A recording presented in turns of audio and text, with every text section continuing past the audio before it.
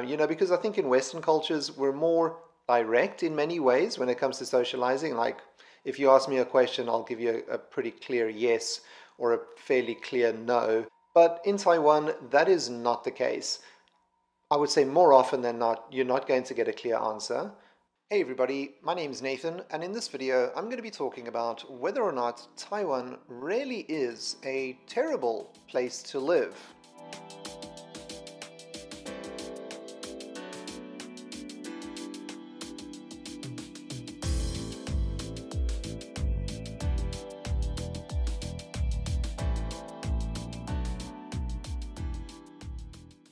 Taiwan, like any other country for that matter, has its own set of pros and cons. Some of those pros and cons can also be found in other countries, and some are unique to Taiwan. However, recently, while I was surfing the internet and spending a bit of time on social media, I came across a few posts and a few articles by some random people whom I've never heard of before, complaining about Taiwan and saying that Taiwan's a horrible place to live, and they don't like this about Taiwan, and they don't like that about Taiwan.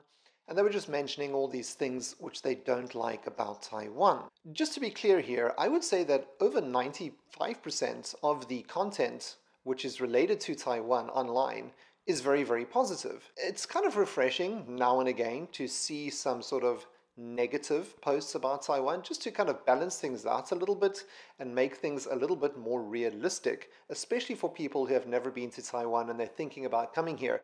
If you go online and the only thing you see are positive reviews, that's great, and that's obviously very indicative because Taiwan is an amazing country.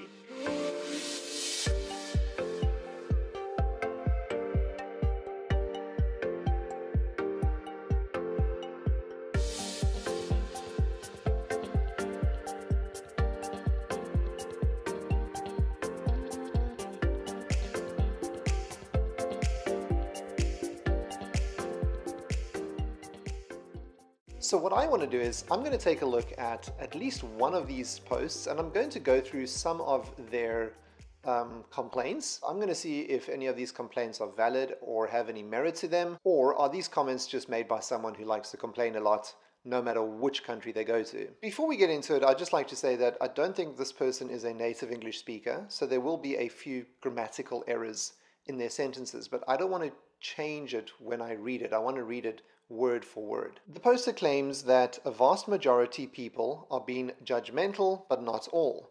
Some people are really friendly and helpful. In my opinion, I think that this boils down to personal experience. So you could have two foreigners who come to Taiwan and they socialize in Taiwan and spend time with local families and local people here, but they could end up having two very different perspectives or opinions about local people here in Taiwan, because it's very possible that they could have met different people here and they could both have a very different experience that is very, very plausible and possible. For example, based on my own personal experience, I would actually come to the opposite conclusion. I would say that the vast majority of people are very helpful and very kind and very friendly, but of course, like with any population on Earth, you're going to get at least a subset of people who are not. They're just mean, horrible, grumpy people. So, in my experience, the vast majority of people that I've interacted with have left a very positive impression on me,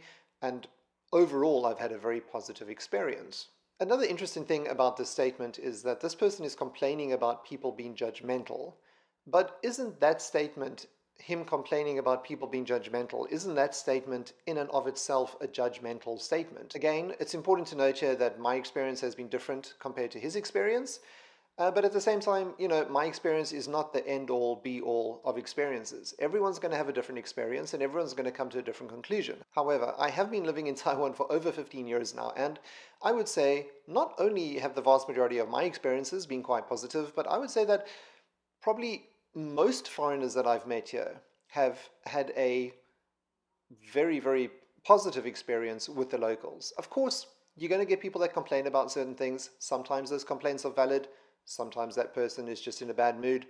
There are lots of different reasons. Let's take a look at this one. They can't tell anything straight.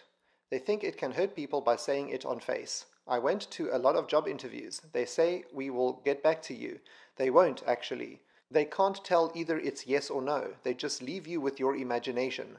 Okay, we need to systematically dissect this comment because it's quite long and there are quite a few sort of things that need to be picked apart here and we need to zoom in on. In the first part, basically what he's saying is that Taiwanese people are not very direct and they don't often give you a straight and clear answer. This is actually often quite true. I think that this is a valid complaint if this is something that bothers you. If you ask them a question and they think that the answer is negative or it makes them feel uncomfortable or whatever the reason may be, they will either not give you a direct and clear answer or they just will not answer your question at all. As a newbie in Taiwan, especially if you're coming from a Western country, this can be a little bit frustrating, because I think in Western cultures we're more direct in many ways when it comes to socializing. Like if you ask me a question, I'll give you a pretty clear yes or a fairly clear no. But in Taiwan, that is not the case. I would say more often than not, you're not going to get a clear answer. You have to pick up on the subtle nuances of what they're saying. You have to read between the lines, basically. You won't always get a very clear answer. So that is a skill that takes a little bit of time to learn. However, with that being said, Taiwanese can also, at the same time, be quite candid and straightforward and very clear. For example, it's not uncommon for someone's mother-in-law to call them fat, or they'll come up to you and ask you how much money you earn, or, things like this. So they might ask you questions or say things which can actually be quite, I wouldn't say offensive, but are like sort of not very subtle.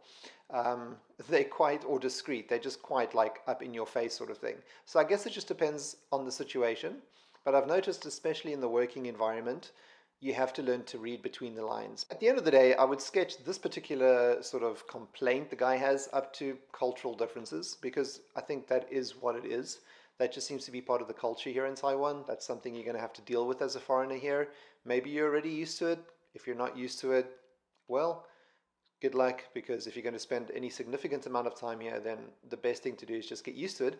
The next complaint he has is that people always look for their convenience. If it's inconvenient, they just avoid or quit it. I'm not sure, why this would be a complaint or a negative thing. Maybe he doesn't mean it as a negative thing, but when I read it, it felt like this annoyed him, or he thought that this was annoying for some reason. To my mind, it makes sense to gravitate towards the more convenient option. Like if you're presented with two options, one is convenient, one is inconvenient, and the result is going to be literally the same thing, I think most people would just go for the more convenient option, especially if the result is going to be exactly the same thing. Why not? You can save time, you can save money, you can save energy, you can save yourself a lot of stress and pressure if you just go for the more convenient option. Of course, if the results were going to be different and the more inconvenient option would produce a much better result, then I would go for that option. But if the results are going to be the same, why not? On the other hand, I feel like it's not always true because, for example, I have often seen people lining up for a long time to buy a drink or snack. They opt to line up at that specific location because it's famous or popular and worth the wait, but it's definitely not the more convenient option. Let's take a look at the next one. The next thing he says is that people always run behind money and materialistic things. Those things are their top priority. Without these other things, they don't care. I'm not exactly sure how true that is. I mean, it is true that Taiwan is a consumer-based society, and especially if you're living out here in the cities, of course, you're going to meet people who are more materialistic, because cities by nature are just, people usually move to cities for convenience and to make money, and for a variety of other reasons, but those are definitely two of the big reasons, I think.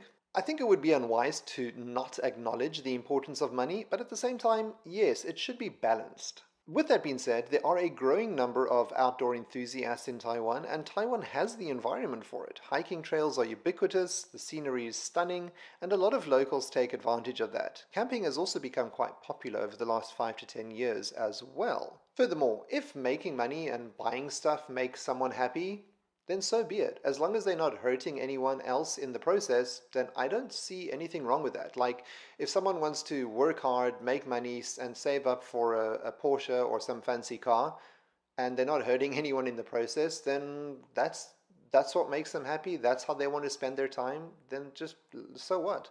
I don't see why that's a problem, in my opinion. Okay, everybody, that's it for now. Thanks for watching. I'll see you in the next one. Cheers.